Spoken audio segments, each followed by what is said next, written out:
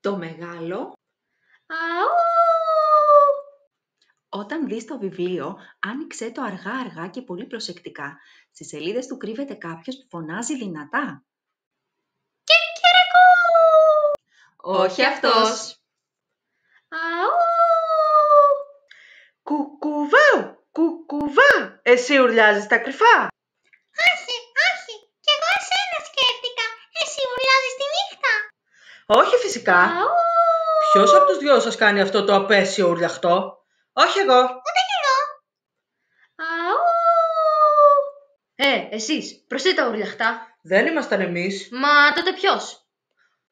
Μπορεί να είναι ένα τέρας μαλλιαρό, φοβερό και τρομερό, με μεγάλη μύτη και αυτιά. Και με δόντια κοφτερά που θα μας κάνουν όλους μια χαψιά.